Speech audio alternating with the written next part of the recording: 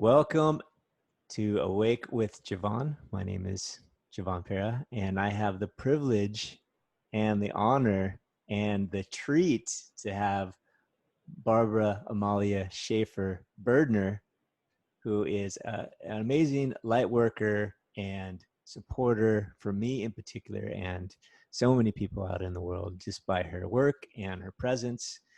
So maybe you never even heard of her, but promise you've been supported by her.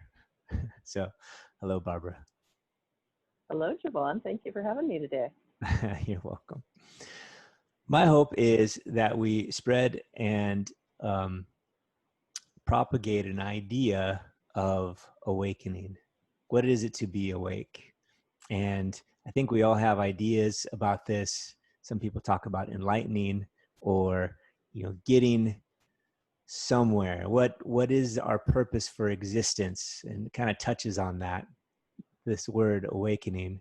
And it's a curious word for me because it is evolving and spreading. And every time I think I have a grasp on it, it expands so much that the grasp eludes me. It's gone. So then I'm floating in space again. So tell me, before we get into your journey, because that's my question 3. My question 1 is, what is it to be awake? What does that mean as an expert?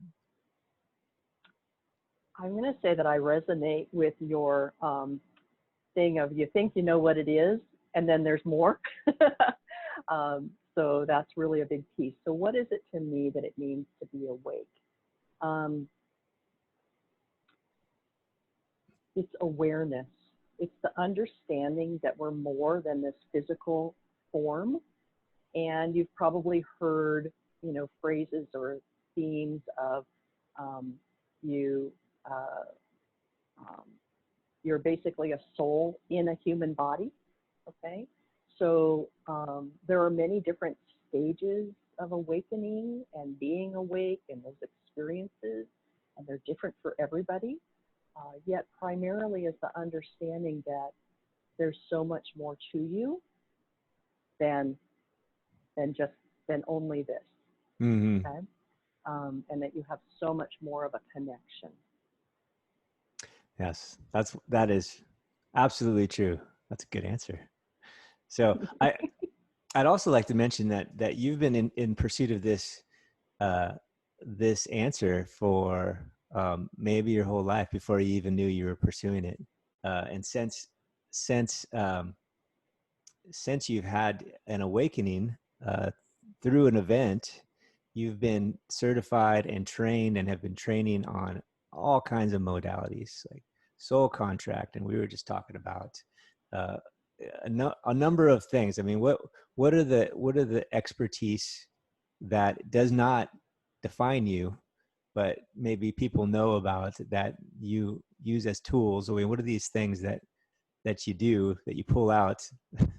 Because there is nothing other more than there is no other system like Barbara, because Barbara is Barbara, Mother Dragon, right?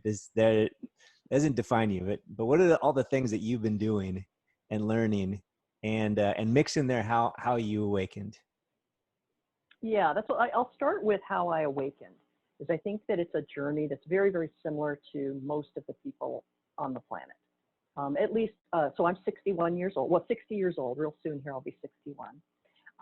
And my age group didn't really have the internet to be sharing with this information or podcast. There certainly wasn't a radio show called Awake with Jevon, right? So we had a little bit of a different situation than the young people. And even as I say that, us older people have been sending messages back to source so that the young people like yourself, as you were born, could make a little easier choices.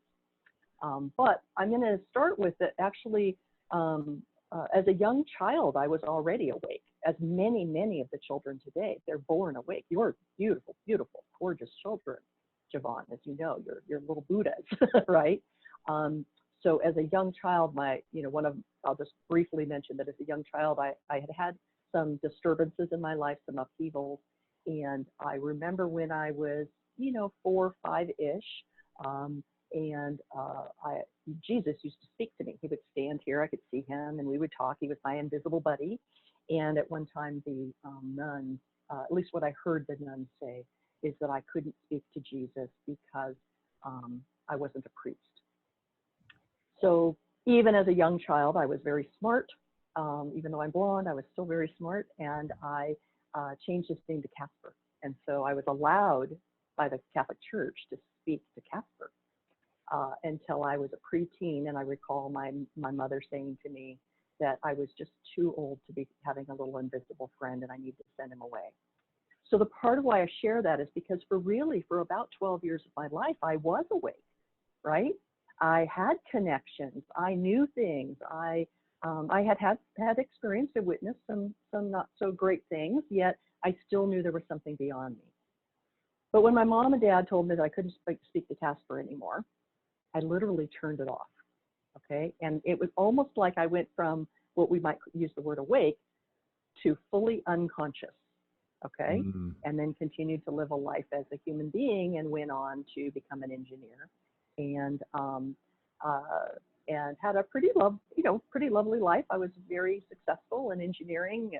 I was very, very young, 32 years old. I was the manager of gas and electric engineering for PG&E, the electric company in Northern California, a really big company, and had like 300 engineers that that I was responsible for. They didn't all directly work for me, but I was responsible for them. And my life from the outward seemed pretty great. But really the only time I was happy was when I was working or when I was shopping. So I made great money, like literally with my stock plan and company car and all that, I was making over $100K a year in 1993, okay, which is like, that's a lot today, right? But I just wasn't happy, and it was costing my marriage and my health.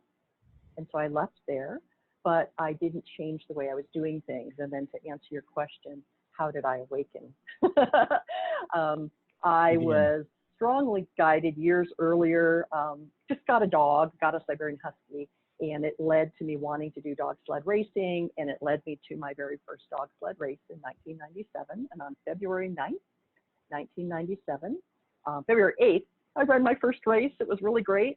And on the second day, I was thrown from the sled and hit my head, and I stopped breathing and was dead for 7 minutes.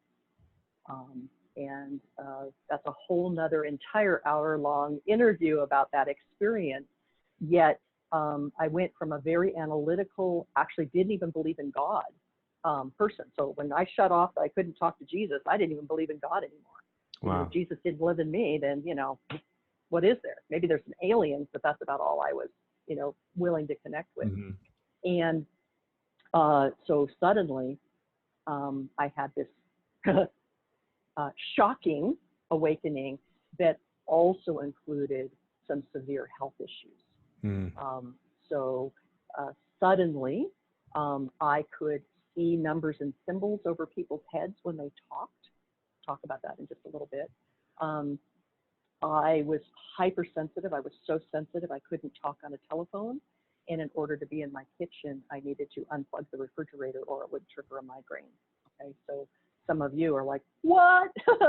That's happening to me, okay? So yeah, that happened to me in 97 when nobody even knew the words. We hardly had words for highly sensitive person, much less empath.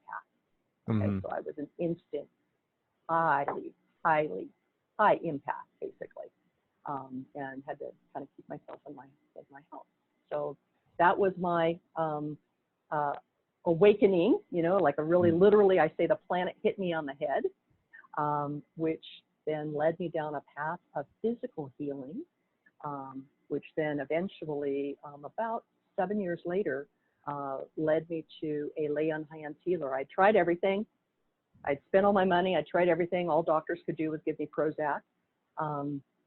And because at that time they still don't understand brain injuries. But anyway, I went to this lay on hands healer, and he laid his hands on my head, and for 3 days I was healthy again. And I had hope, and I could remember what it was like to be healthy. Because even prior to this, for several years, I couldn't walk 10 feet without passing out. I couldn't have done this interview with you. I couldn't have had this, you know, I have an air conditioner running in the background because it would have triggered a migraine. Wow. Right? And backaches and just like a lot of pain. So your other question was something about all these modalities that I'm trained in. Well, yes. the since then. Yeah. So what I knew when I came to, this is kind of funny. So I came to from this head injury, like, you know, literally, like, you know, a guy who was an ER doctor is the one who came. He was a musher, but a dog sled racer, but he came up upon me. And what I knew was that, like, I couldn't. I was dizzy. Was vomiting and blacking out. But it was like I had had this dream, and I say quote, quote, quote, you know, with dream, because I realize now it wasn't a dream, but I had a dream that I learned all kinds of stuff. Like, I got a PhD in a bunch of things, like more than a PhD, but I didn't know how to describe it. Well, during your near-death experience? During this near-death experience, but I did not recall any of it. Mm-hmm. First of all, I thought it was a dream, okay, because I wasn't metaphysically trained. I didn't know what all this was. But I did think it was kind of weird that when people talked about their problems, I would see numbers and symbols floating over their heads. Yes. But not everybody does that. I don't know why. I know, right? You know, and I used to be a high-powered engineer, so it kind of made sense, but I didn't know the formula for this, mm-hmm. right? And so through my physical healing, I was introduced to this lay on hands healer.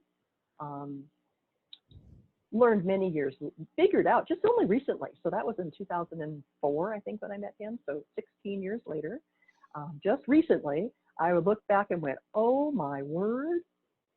I was actually, he was gifted at being able to see and help people for him to facilitate shrinking of cancer tumors, or actually literally pulling them out. And I have worked with people in a similar way. And I just recently went, oh my word. I thought I was his client and I became his business manager, but I was really learning his techniques as well. Mm-hmm. You know, by being there with him and being in his presence and watching what he did and how he did it. But about the numbers and symbols, because it's related to soul contract that we were talking about earlier. I met a woman, 2011, 2010-ish. I met a woman who we wound up invited to stay at our house. I met her on Facebook, of all places, right? Oh, just come up and spend the weekend with us. So she came to visit, and she had, this is just a bill for my dog sled stuff, but she had a brochure. And this isn't the brochure, it was folded like this. And she had this brochure sitting on the bed, and I picked it up and I looked at it, and it said, light body surgery, Lotus Sword light body surgery training. I went, I need to learn that. And she looked at me and went, you are not a light body surgeon. And I went, in my head, I went, you don't know. But turns out she had been holding this brochure for 11 years. And it was a brochure of Nicholas David Mann, who is the caretaker of the soul contract reading work. And at the time of the brochure was made, of his wife, who was still his business partner, Ammaliah. Mm-hmm. So I pulled the brochure and I went online, and what she was doing was, this gal had saved the brochure. She was saving up her money to work with Nicholas and Ammaliah, because this woman was a fully conscious walk-in. We'll talk about that another time. Mm. But she was a fully conscious being who was having a hard time integrating into her physicality. And she knew that working with Nicholas and or Ammaliah was going to be helpful for her. So I go online, and they weren't offering light body surgery anymore. What? Like, they weren't teaching that anymore. Like, really? I'm supposed to learn that. I got this flyer from 11 years ago. What? This is not happening? So they had some prerequisites anyway. And one of the prerequisites was learning a divine healing master key, which is a modality, okay? And a helpful modality was soul contract reading that Nicholas was teaching at the time. And in 2 weeks was a soul contract reading class, and I had just the right amount of money in my checking account to go take this class. Perfect. And I signed up for the class, and as serendipitous as it is, Nicholas knows stuff, right? And he made a special class with just 2 of us in the class and had 12 other people in another class running at the same time. And I was one of the 2 in this very private class. And he asked me, would you like a reading before we start the class? And I'm thinking, no, I'm not going to pay you for a reading. You're going to teach me and I'll do my own reading. And he just laughs at me, right? Well, we get to the class, he sends us our books, and I open up the book. Remember I said that when people would talk about their problems, I would see numbers and symbols floating over their head? Mm-hmm. You might feel chills as I'm saying this. He had an entire system that matched almost perfectly to the numbers and symbols I would see over people's heads. Mm. And that's soul contract reading. I call it name alchemy because it's through your name that we connect with this, and it's fairly accurate. Gives you an idea of the map of your life. What did you plan out for this lifetime? So that started my journey. I already at the time was a Reiki master teacher. And yes, I have a little judgment over this because this is back when it took 4 years plus to become a Reiki master teacher. It wasn't one of those things where, you know, us old people go, and those young kids, they're just doing it in the weekends now. So yes, I'm human. I have a little judgment over that. I know it's possible and I know it happens and I still am human, right? But anyway, became a Reiki master teacher. Then had met Nicholas and took that course, and then took courses in divine healing from Almira, and then kept bugging them to teach Lotus Sword Light Body Surgery, which they did eventually teach, and now they're teaching it again. Nice. And so that's just a few things. Tell me what, briefly describe light body surgery, because that I'm thinking, you know, is this like from Star Wars with a boom boom? Is that your scalpel as a lightsaber? It kind of is actually. So there's some basic processes. There are many people on planet.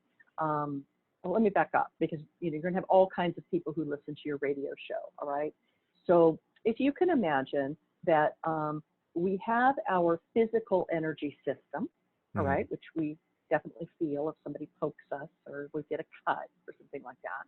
But we also have, and I'm going to be kind of basic here, right? But we also have an emotional, a mental, and a spiritual energy system, okay? Now, within that are all kinds of structures, and to me, it looks like wiring. Remember, I used to be an energy engineer, right? So I see things as energy, as voltage, as current, as circuit breakers, right? As switches, right? It's how I see it. So there are some people who work on the etheric fields, which is part of your spiritual field, okay? And they will, let's say somebody's got some really bad headaches, and they will go in and remove something in the etheric that is causing the headaches down here in the physical, okay? So there are a lot of people who do light body surgery. This particular one, what I've gleaned so far, you know, because I'm forever a student, is that Lotus Sword Light Body Surgery really works on a portion of sort of cleaning up your physical, emotional, mental, and spiritual fields, all right, to allow more room for your own light to come in, and then a set of sessions for rebuilding, as I see it, your circuitry. Because most of the people that I work with are advanced souls, so their soul energy is what you might call a very high frequency or a very high voltage. Voltage, you might think of, you know, like they're like transmission line kind of people, but there's a disturbance because our body was plug in the wall electricity, okay?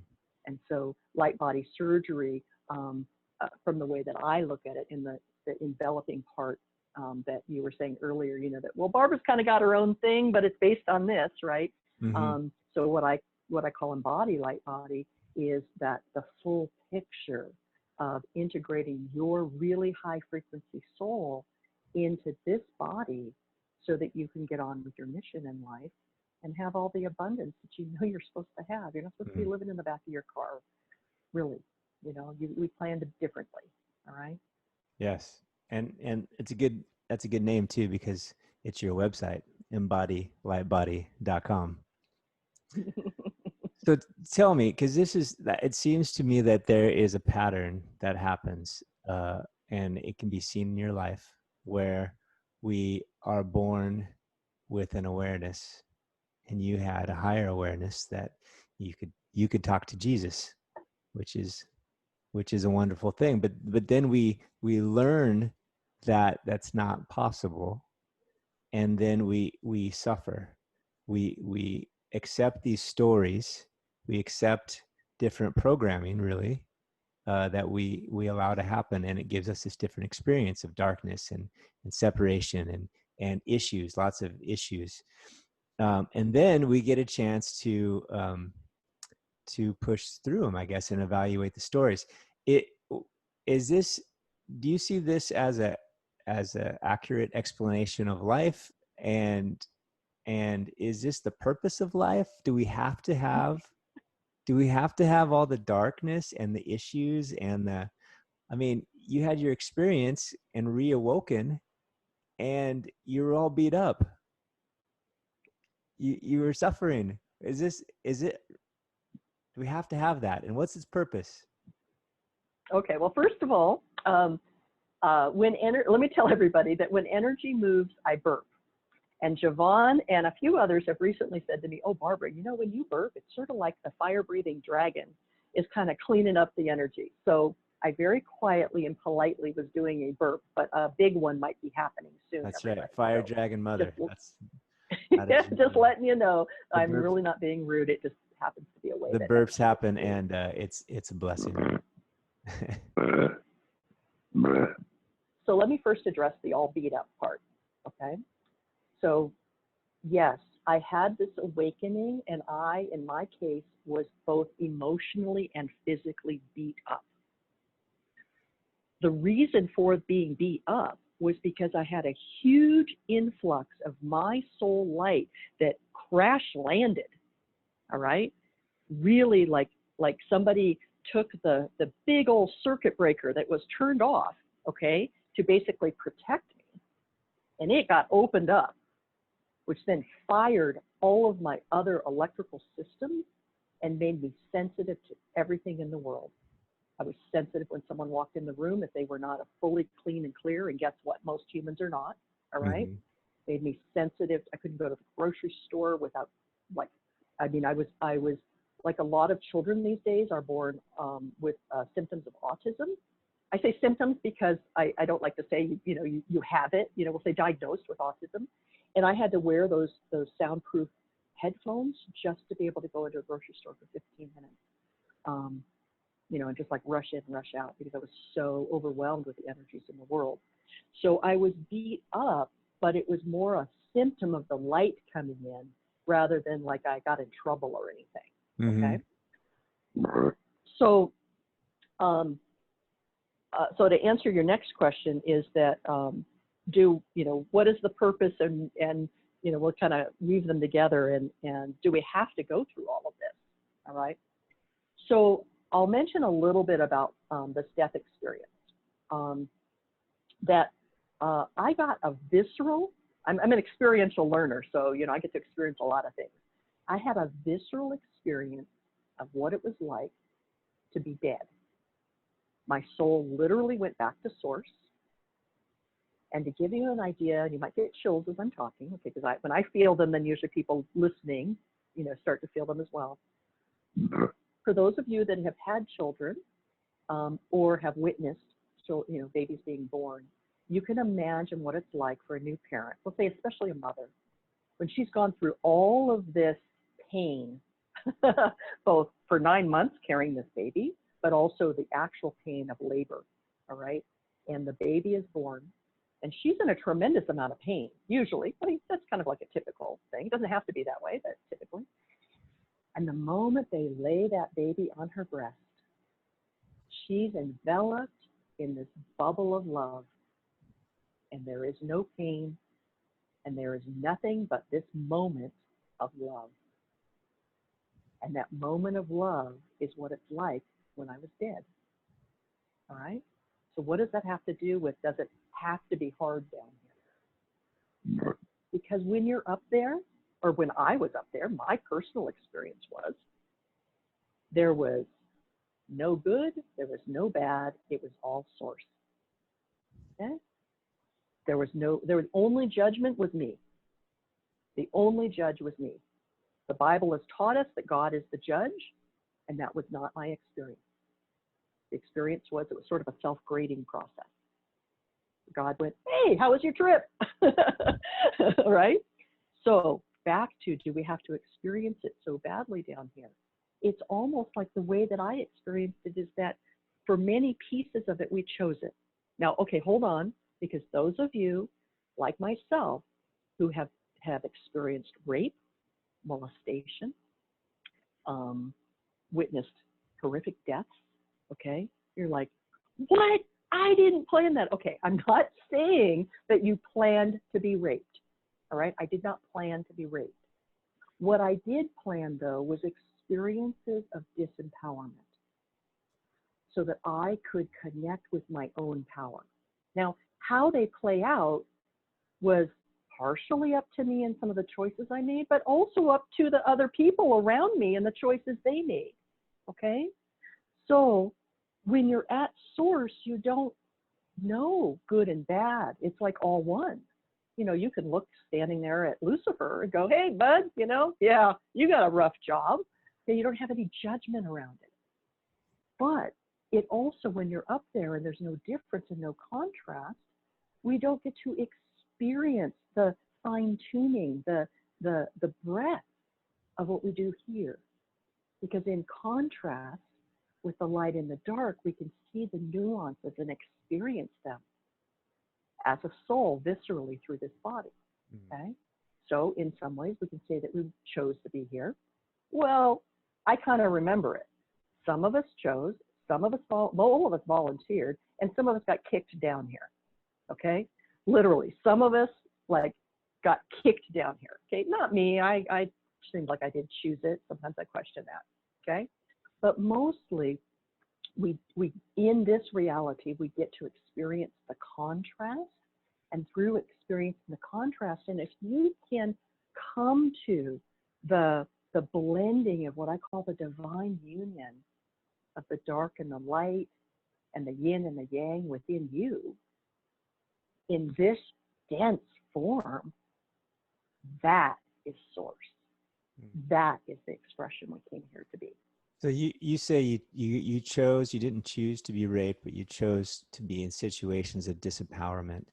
And that experience is for what? Is it so that you can see that it's all connected, or what's the purpose of choosing disempowerment or any number of what we would consider dark Of things? experiences, yeah. So and when I say choose, what I mean is that my experience of having a death experience is that there was a palette of things, you know, a palette of energies that I wanted to, we'll say, how I look at it is wanted to get a major in while I was down here, okay? Mm-hmm. Some people will say learn, but it's not learn like a lesson. It's more like going to college kind of learn. Yeah. And one of the things that, you know, like, I mean, I remember seeing this, is that a palette that I chose was disempowerment.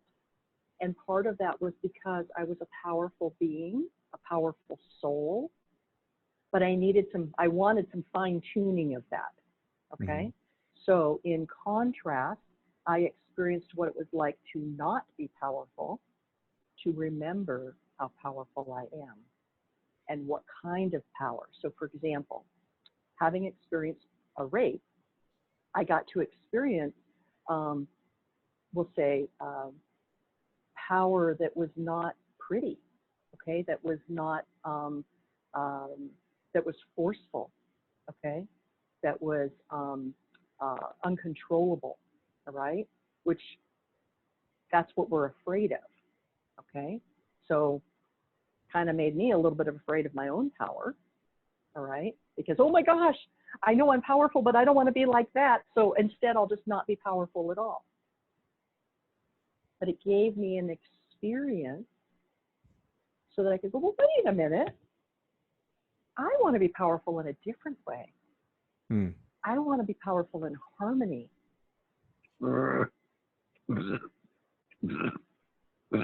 Okay, whatever that was about. I don't seem to have a really great gift of telling you the story behind the burps. Like your mind's going, what was that clearing? Something around disempowerment, something around coming into your power, okay? Because we have so many experiences here in the world of power being out of balance, out of harmony, and power being force. But we came here to be, to shine our power, right? Now, does this help? How does this help an eternal being? Like, cause you're an eternal being that comes to Earth to experience life as a human incarnate, to experience darkness and separation that doesn't exist where you came from. Right? Are you with me so far on that? Yep. Uh-huh. Okay. You didn't say that, so I was just checking in. And That's a good paraphrase. yes, paraphrase. And so I'm going to come and experience disempowerment. How does that help this other being? Because it's not like you're not that being still, right? You are still that eternal being, and you are here incarnated. Now, and you're going to not be incarnate at some point. How does that benefit you as a higher self? So think of it again like school. I do call this Schoolhouse Earth, okay? Think of it as school where you came to get a PhD. So I came to get a PhD in power, all right? Among other things. Doing everything the friggin' hard way so I can learn how to do it with ease and grace, being afraid of my own shadows, as some people would call it, so I could love all parts of myself, and learning how to trust myself and others. Okay, so that's like my big theme. Yet, up at source, being a powerful being is easy, because you are. And even if you haven't fully expressed yourself, it's okay, because you're at source, and remember, everything is good, nothing's bad, so to speak, right? You don't look at it good and bad, okay?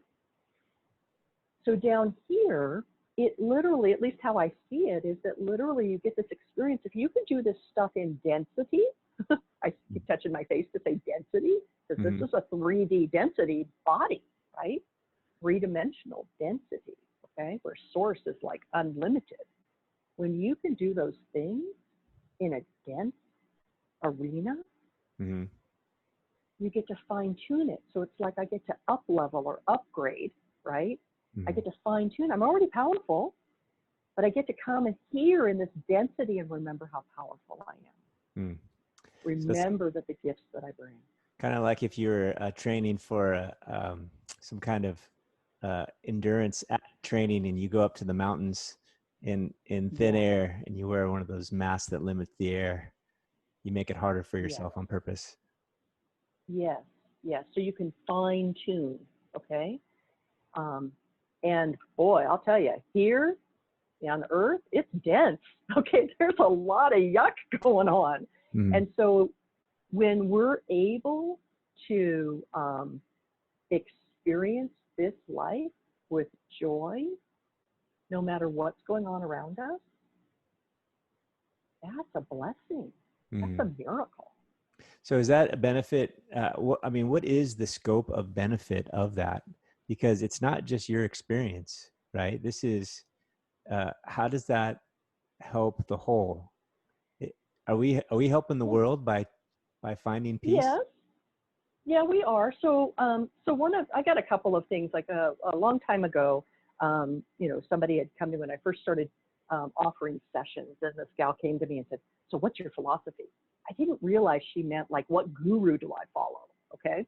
And so, I did this big deep thing, and I went, well, I came up with my little thing, which is relationships are our greatest source of personal and spiritual growth. And that includes our relationship with our family that we were born into, our friends, our spouses, our businesses or our career. That's like another marriage, okay? Our business or our career is like a marriage, okay? Our children. And it's through those relationships in this density that we really get to know each other, ourselves, in a deeper way, all right? And then there's relationship with self. And the biggest thing for me is that when you're at source, man, that is peace. Okay, that is peace and love and all those things that me as a hippie in college, would sing my praises about. And world peace, to me, starts with inner peace. Mm-hmm. Okay, so part of my mission is to create world peace through inner peace. So we'll say part of my job, all right? So what are the benefits? There are some benefits to the world, okay? Part of my job is to help people to create inner peace, to then, flow outwardly to Mm-hmm. their family, their friends, their work, and then create the ripple of world peace, Mm-hmm. okay? So we'll kind of call it that sort of the philanthropist part, all Mm-hmm. right? And the way Now, that we not do that everybody, is we can yeah, embody our lightbody.com. yeah. You're so good, Jevon. It's one way. Yeah. It's not the only way. Okay? The light body services that I offer is not for everybody. Not everybody needs to experience it. Mm-hmm. Some do because it's an accelerated way. It's a way to accelerate what you want to do. Mm-hmm. But there are people, because I'd like to talk to, because there are people, and so there's someone in my family who is very, very connected. Okay, amazing. Like in some ways, a bit of a high level monk reincarnated. Mm-hmm. Okay, yet came here to have a regular old life. All right, bunch of kids, bunch of grandkids, and what appears to be a regular old life. And some people might judge that and say, that person's not all that enlightened. All right, what are they doing for the world? That soul presence, that soul agreeing, volunteering, being pushed but still here, okay, Mm-hmm. to have this essence and this frequency on this planet, that's enough, Mm-hmm. okay? We Yeah. sometimes think we're not doing enough here, but you Right. being here is enough. Yeah, like you told my wife Carolyn what a beautiful thing that she's doing for the world by so much love in her cooking for our family and all her preparation and even in her working out, like how it's literally changed our neighborhood. Our neighborhood Mm-hmm. knows her for all her things, and she makes such a huge difference just being authentically herself. Yes, and you nailed it, authentically yourself. Because what are we really? And I know this kind of sounds like spiritual mumbo jumbo, but it's true. What are we literally? We are literally love. Mm. But can you love everything? Now, we use my husband. My husband and I have been together for 40 years. We've tried to get divorced 3.5 times. He's tried to die on me a couple of times. I've tried to die on him a couple of times, and we're still here, and we love each other more than we ever have. Okay? Now, I love him, and I love him deeply. And even during the times that we were trying to divorce, I still loved him. I may have hated his behaviors, all right? Yet I was still able to love him. Mm. Okay? So I'm not saying that we get to have anger, we get to have hate, and we can love as well at the same time. Mm-hmm. Now I want to go back a little bit, and then I'd like to answer my third questions of what's the best, how can you direct us to awaken? But before that, because you had touched on this already about your near-death experience, and you came back with a PhD education kind of thing. Now, is that first question? Would that be considered what would be called a walk-in? And two, is a walk-in like the show Travelers? Because I just obsessed with 3 seasons of Travelers. And Who introduced you to Travelers? yes, this is your fault. I couldn't sleep. Had to watch it all night long. So, what is a walk-in? Was that a walk-in? And how similar is it to that show that is so interesting? So we'll just start off with, I'll start off with what is a walk-in. So some of you have experienced knowing people, or this has happened to yourself, where they have had an upheaval in their life. It could be a accident, a car accident, surgery, a divorce, a loss of a loved one, a loss of a job, okay? Where afterwards you just look and go, they're not the same person, okay? And of course they're not the same person. We're not the same person when we have a very severe loss in our lives, the loss of who we used to be, all right? So sometimes when these, especially again, my age group, okay, in my age group, probably 40 years old to about 40 and older, okay, it wasn't unusual that we would go, as a soul, would go, we've pretty much kind of finished up what we have wanted to experience here, but our body is generally healthy, okay, or viable. And the soul says, I'm done, and I'm going to leave this body and allow a new soul to come in, okay? So we call that, it can be called a walk-in. It's also called a wanderer. I also call it a soul exchange. And so it's where literally the soul that was born into the body through a long process, I won't get into all the details of it, but the big piece is that soul leaves and a new soul comes in. Now, for a while, they're both there, and there's all kinds of pieces about that, but we'll just say that it's two completely different souls.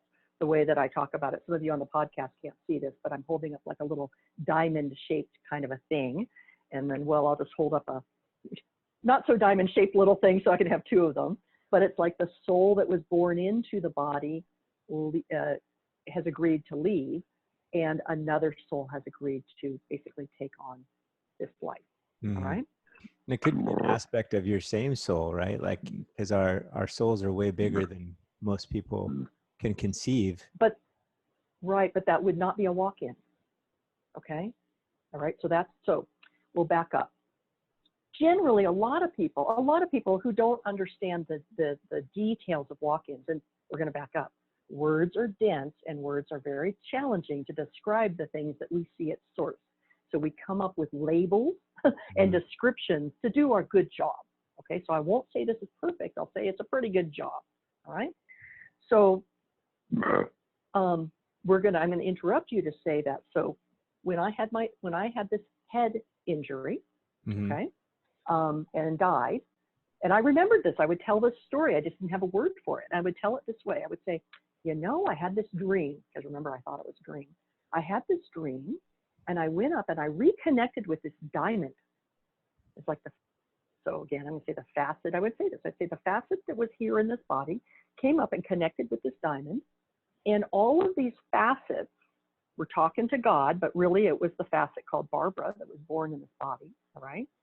And literally at the time, God, the karmic board basically said, hey, okay, well, you got to go back. And I went, F you, I'm not going back. And they said, but your job isn't complete. And I said, I don't care, I'm not going back. No way. And as I rotate this little diamond, another facet raised her hand and said, I'll come down, all right? I'll do it. So that facet came down into this body. That is what I would call a soul rotation. It's like all aspects of my soul, all of us have a fractal that we're experiencing here. Some of us have connections to more fractals than others, all right?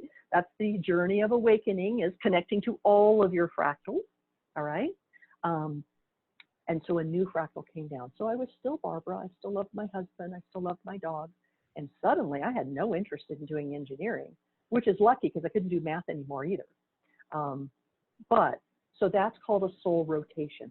So I can't tell you how many people met me and they would say, oh, you had a walk-in. And I'd go, I didn't have a walk-in. It's called a soul rotation, okay? Because so many people do not understand the nuances. I'm an expert at walk-ins, soul exchanges, soul changes, and awakenings, and I don't have the perfect words for it, okay? So people will go, oh, you're a walk-in. And sometimes I just go, yes, I am, because it's just easier in the conversation, right? It's like, yeah, okay. but I'm not. I'm not. So then let's go to, there's another one. All right. So did I answer kind of the question about a walk-in? A walk-in is a completely different soul. Mm-hmm. All right. Then there's a soul rotation, which is the same soul, different aspects. Okay. Then there's something that actually happens as part of often as part of a walk-in, but can happen with a walk-in or not. And that is where you've got two different souls. I'll kind of go back to my same. Okay. Two different souls. And both souls are in the body at the same time. That's called a soul braid. Okay, so it's two different souls in the body at the same time, a soul braid. And it is often a part of the walk-in process. So what will happen is often, let's say often, especially in my age group, again, because young people, we kept sending these messages on how to do it easier, faster, and better.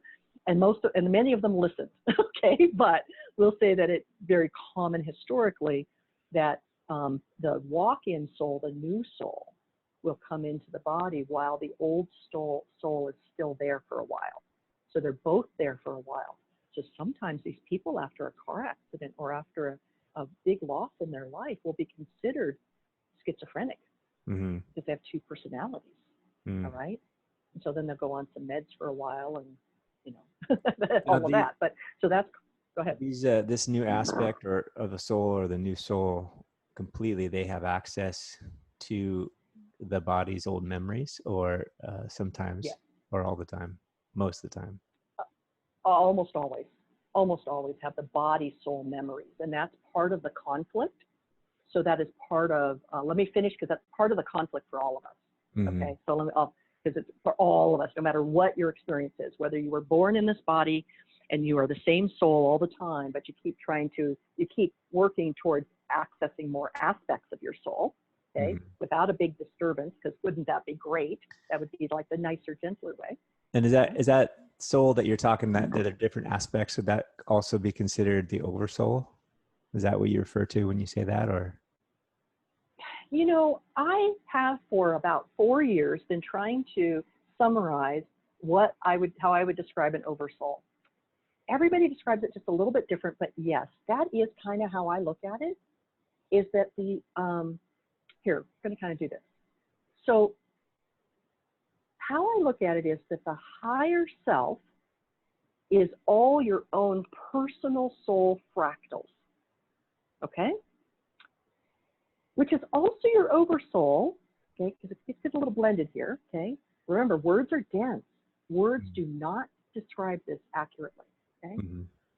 And the oversoul is also your complete access to source, okay? But through your higher self, you're accessing source. So do you see how it's kind of this blended thing, but they're separate, but they're different? Okay, it's like they encapsulate each other. So we're going to think about it. If your higher self is all the aspects of your soul and your soul experiences, and the oversoul encapsulates that to also access more and more diamonds and fractals. Okay. I distracted you. I don't. Yeah, no, that's all right. That's a good question because I don't have a great answer just yet. And, you know, there are people who say the higher self and the oversoul are the same, and I agree. And there are people who say that it's separate, and I agree. Well, it's arbitrary, right? Because there is no delineation. There are no lines. There are no levels. The reality, capital R, and truth and the light of it all is that it's all one. But yet here we are in duality. We want to describe it. I want to describe it. Well, our mind wants to describe it. Mind wants to describe it, yeah. Okay, because when our mind can describe it, it's a little bit easier for us to comprehend and connect with. Yes. But the whole deal is to get your mind out of the way. But, you know, we have paths. We all have different paths, especially as smart people. So then another piece, okay, so I experienced personally a soul rotation, okay, where a different fractal of my soul came here into the body. Still had all the memories of the original soul fractal, and I call that, or learned through Nicholas and Elmira, and it resonated with me as truth, a soul rotation. And funny, because I used to tell people it was like a diamond rotated, okay? Perfect. There you go. That's before I was started to be metaphysically trained, because I'm still not totally. All right, but You'll get there someday. then yeah, when I'm 135, because that's how long right. I plan on living. So in a healthy body and healthy mind. In 2016, I was diagnosed with breast cancer and had a surgery. Everything went fine. And then got okay margins, and I had a choice of an optional surgery. And I did a lot of soul searching, a lot of physical searching, and decided to have a second surgery. In that second surgery, I don't really remember it during the surgery, but when I woke up from the surgery, I kept saying, something happened. And I actually have a photograph of the before and after. I think I've shown it to you, Jevon. I look different. I look very different. And so many people, again, would say, oh, you had a walk-in. And I'd go, no, I didn't have a walk-in. Well, you had a soul rotation. No, I didn't have a soul rotation. Well, eventually, somebody said to me, you had a walk-in? And I went, no. And they said, did you have a reincarnation in the same body? And I felt it head to toe, and I went, whoosh, yes. What's yes, that was it. Okay, and what's that? I know what that is. So what that is that if you can kind of think of that your diamond, your chunk of source that is Jevon, okay, or in this case, the chunk of source that is Barbara with all these fractals, that they had completed what they came to do. And the fractal got to get bigger. Not the fractal, the diamond got to be bigger. So it's like I had a soul upgrade is the best way I can describe it.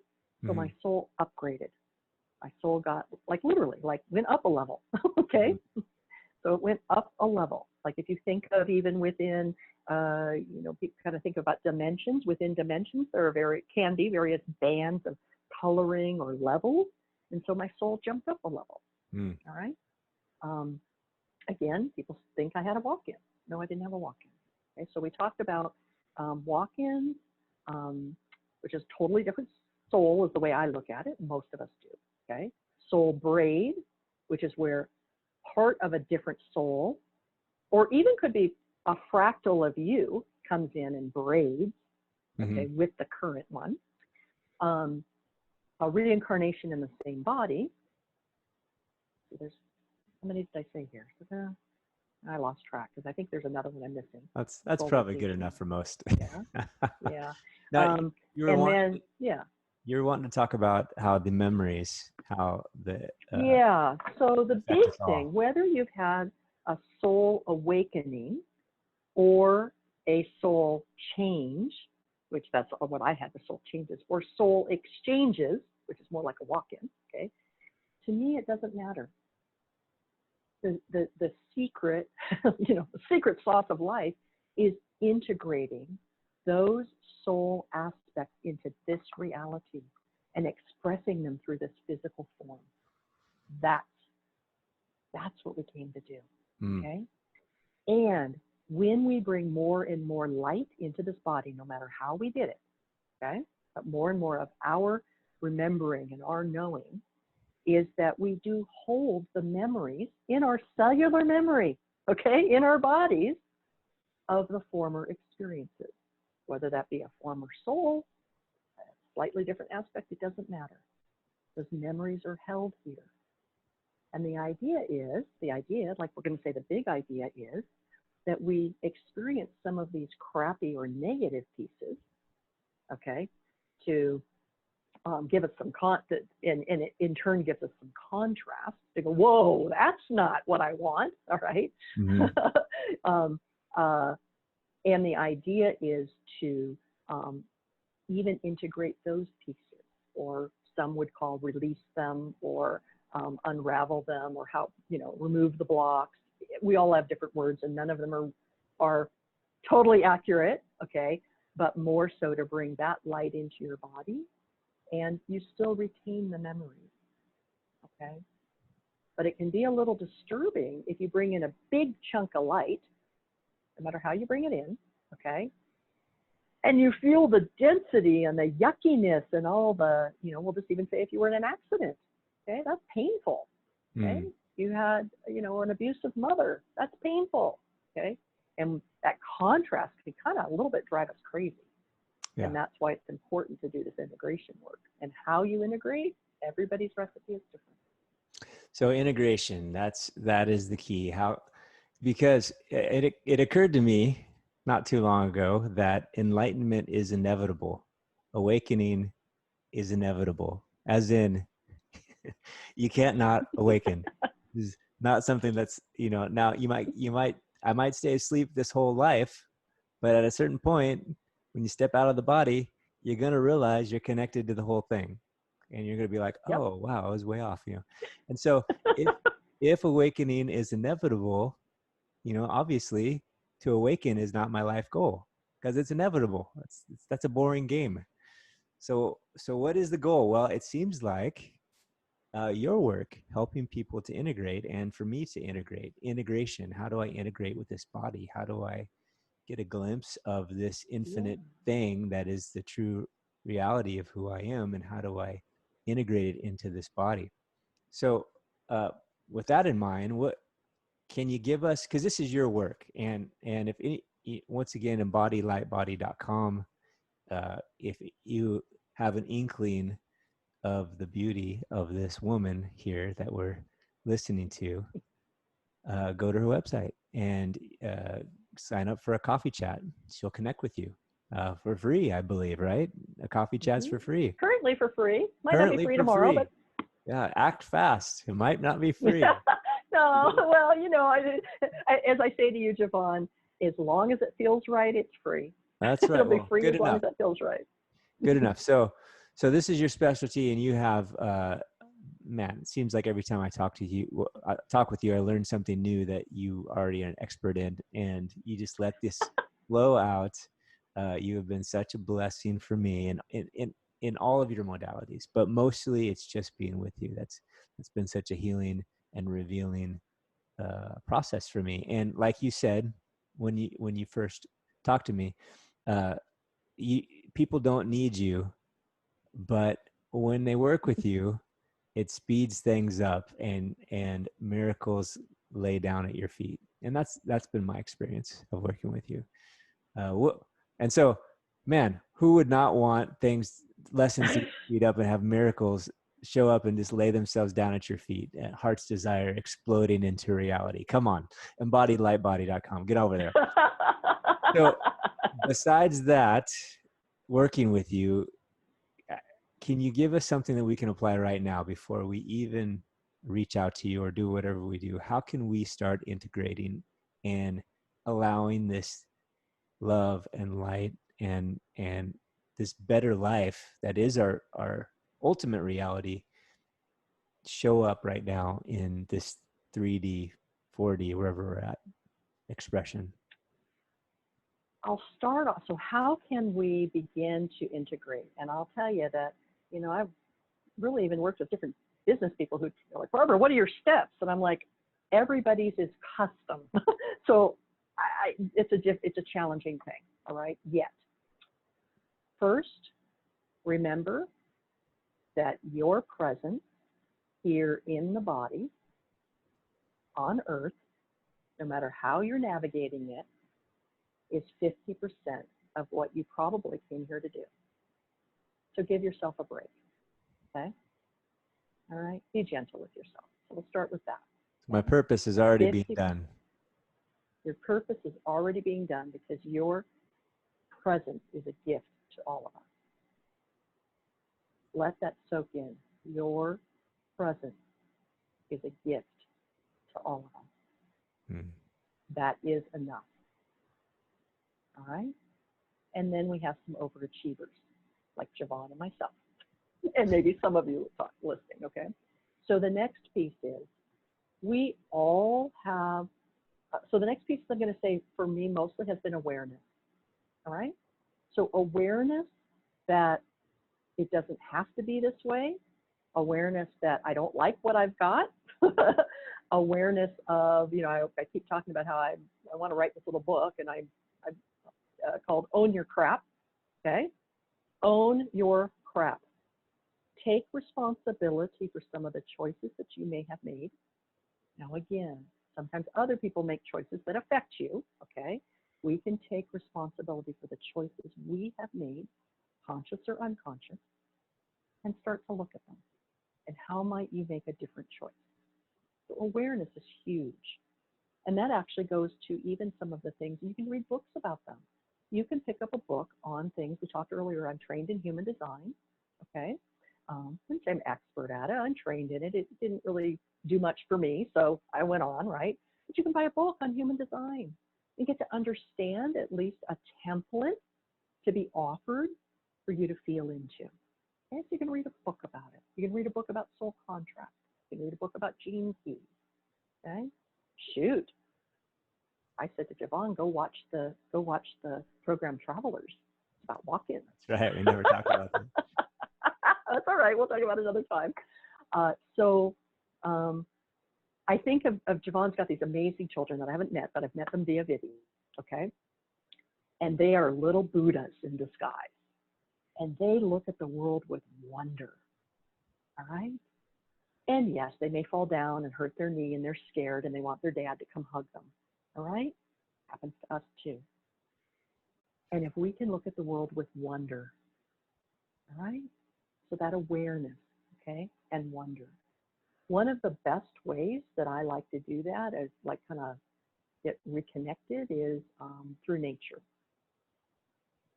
And even if you live in downtown LA, you can still find a little spot of nature where you feel contained and whole and connected. Okay? It can be on your deck. It can be on a little patch of grass. It can be in a park. It can be by the ocean, right? But time in nature. I love to spend time just like letting the sun beat on my body and remind me what a gift this is, right? So things that you can do are awareness. I'm not so much into, like some people will say, go meditate. I do not propose meditation. What? Barbara, you're this big spiritual mentor and you say, don't meditate? Well, yes and no, okay? Meditation is really great, generally, to get out of your body and out of your mind. Okay, because our mind, what you were saying earlier, well, yeah, human design, gene keys, that's really good. We were talking something about the mind. I don't remember what it was, but our mind wants to understand. Okay, so meditation for me was a great way of disconnecting from the world to remember there was something else. But to me, the big gift is to be in this body. So I do something that I call conscious meditation. All right, I scoop poop. I have a dog sled team, and when I scoop poop twice a day, that's my meditation. I call it a waking, walking meditation. I'm fully present as much as possible. If I get into my little mind game thinking about stuff, I get back into presence with my dogs. For some people's children, it can be your children, right? But meditating on whatever, being present with whatever I'm doing right now. Get in your body, okay? In your body can be exercise. In your body can be getting a massage. There are somatic processes, they're called, where you get to feel into your body and some of the stagnations that are there. Okay? It is part of the pieces that we do within EmbodyLightbody, but not the full spectrum that you can do in person with the, with an actual touching. But things that get you in your body, but that can be scary, okay? Because in this body, we've had experiences that told us it wasn't safe to be in our body, it wasn't safe to be in the world. So we run around disconnected from this reality. But connect with this reality. Connect with it. It's good. Connect with awareness. I would imagine that, like you said, I can get in my mind things and miss the whole pleasure of being with my dogs and cleaning up and picking up poop and how wonderful that is, right? Brother Lawrence, the famous, I think he was a Catholic monk. He always would talk about his time with God washing the dishes, or any number of things, right? I talk about my little gurus being with my kids, and even we said earlier, we were talking about Carolyn. Yeah. The love that Carolyn can put, not cooking as a chore, not that she cooked as a chore anyway, but the remembrance that the cooking is a way of sharing your love. Yeah, she's been bringing that up. She's like, such a high resonating soul. Just giving my love into the food and exercising. I'm like, Uh-huh. that's right, babe. You are super high resonating soul. Oh, Yeah, wonderful. it's easy. Well, man, we can go on forever, Barbara, uh, but we won't. But we'll do some more videos though. Let's do some more, and this is the very tip of what's available from this beautiful woman. Please connect with her on EmbodyLightbody.com, and hope to do this again. And I'm excited to really be partnering with you in this Earth experience. It's been really fun so far. So thank you for Thank all you, your love, and Jevon. thanks for being with us. Thank you, everyone.